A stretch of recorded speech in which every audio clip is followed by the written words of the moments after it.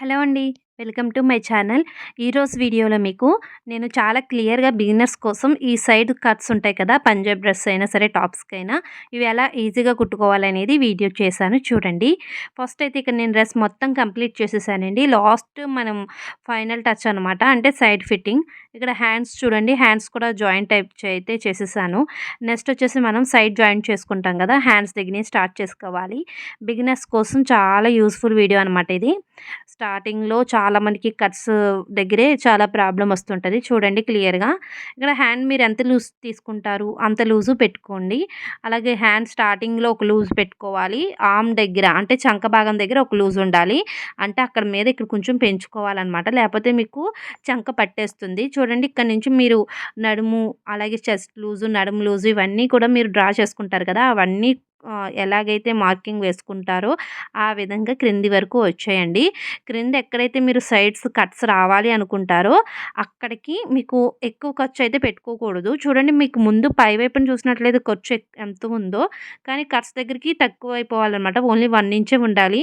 ఎక్కడైతే మీరు cuts point రావాలి అనుకుంటారో అక్కడ పెట్టుకోండి. అక్కడ అలా సూదిని క్రిందకి దింపి ఇలా మీరు క్లాత్‌ని పైవైపుకి తిప్పుకోవాలన్నమాట. ఇక్కడ క్లియర్‌గా చూడండి.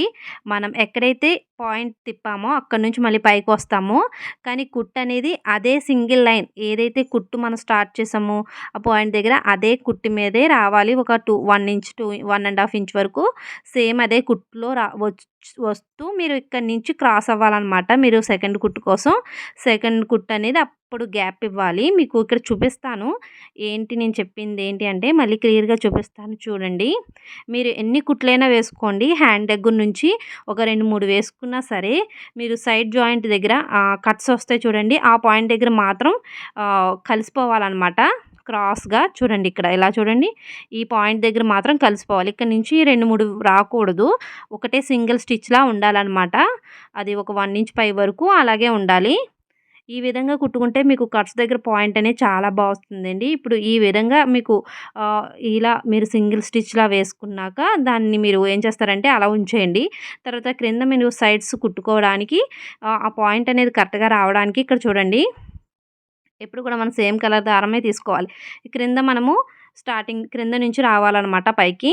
ఫోల్డింగ్ అనేది డ్రెస్ యొక్క క్రింద నుంచి ఇలా చిన్నగా ఫోల్డింగ్ చేసుకుంటూ మనం కట్స్ ఎక్కడి వరకు ఉన్నాయో అక్కడి వరకు కుట్టుకుంటూ రావాలన్నమాట. మీరు ఇక్కడ 1 ఇంచే ఖర్చు పెట్టుకుంటారు. అంతకన్నా ఎక్కువ పెట్టుకోరు కాబట్టి మీకు ఈ ఫోల్డింగ్ సరిపోతుందండి. ఇలా పెట్టుకుంటూ కుట్టుకుంటూ పై వరకు చిన్నిగా ఒకటే లెంత్ అనేది ఉంచుకోవాలన్నమాట ఈ ఫోల్డింగ్ అనేది. ఇక్కడ నేను చెప్పిన పాయింట్ మీకు క్లియర్‌గా అర్థమైంది అనుకుంటున్నాను. మీరు హ్యాండ్ నుంచి 2, 3 వేసుకోండి కుట్లు. కానీ ఈ సైడ్ పాయింట్ ఉంటది కదా! అక్కడ మాత్రం ఒకటే సింగిల్‌గా ఉండాలన్నమాట. అక్కడ మాత్రం మీరు క్రాస్ అవ్వకూడదు. ఒకటే స్టిచ్ మీదకే ఉండాలి. ఆ విధంగా మీరు స్టిచ్ వేస్తేనే మీకు సైడ్ పాయింట్ దగ్గర ఈ కట్స్ అనేవి లేవకుండా నీట్‌గా వస్తాయండి. ఇక్కడ మీరు ఫోల్డింగ్ చేసుకుంటూ వస్తారు కదా! మీరు ఫస్ట్ అయితే ఎడ్జ్‌లో ఆ చివరన కుట్టుకుంటూ రావాలి. ఆ ఎడ్జ్‌లో కుట్టుకుంటూ వచ్చాక ఇక్కడ మీకు చూడండి. ఇక్కడైతే మన కట్స్ పాయింట్ అనమాట. మీరు సింగిల్ స్టిచ్ మీద వచ్చాం కాబట్టి అక్కడ మీకు ఒకటే ఫ్యాబ్రిక్ అనేది ఒకటే లెంగ్త్‌లో ఉంటుంది. ఇక్కడ నేను కరెక్ట్‌గా ఆ పాయింట్ దగ్గరికి సూదిని దింపుకుంటున్నాను. దింపుకుని క్లాత్‌ని ఈ విధంగా ఇటువైపుకి మార్చుకుంటున్నాను చూడండి. ఈ విధంగా మార్చుకొని మీరు ఇటు సైడ్‌కి ఈ ఎడ్జ్‌కి రావాలనమాట. ఇక్కడ నేను వి షేప్ అనేది పెట్టుకోకుండా ఈ స్క్వేర్ షేప్ పెట్టకుండా ఇలా ఈ ఎడ్జ్‌కైతే వచ్చేసానండి. వచ్చేసి చక్కగా మనం అటువైపున ఎలా ఫోల్డింగ్ చేసుకుంటూ పైనుంచి కిందకొచ్చామో, ఇప్పుడు క్రింద నుంచి పైకొచ్చామో, ఇప్పుడు ఈ క్లాత్‌ని ఫోల్డింగ్ చేసుకుంటూ పైనుంచి క్రిందికి రావాలనమాట. ఈ విధంగా మనము స్టిచ్ వేసుకుంటూ వెళ్ళాలి.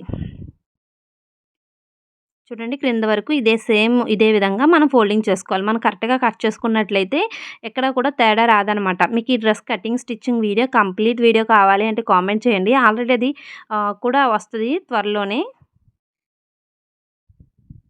నా ఎక్స్‌ప్లనేషన్ మీకు నచ్చినట్లయితే తప్పకుండా లైక్ చేయండి.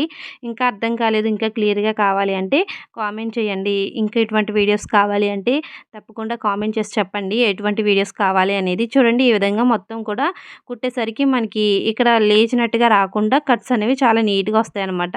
అందులో కలిసిపోతాయన్నమాట మీకు. చక్కగా ఈ విధంగా స్టిచ్ చేసుకోవడానికి మన ఛానల్ చూస్తూ ఉండండి.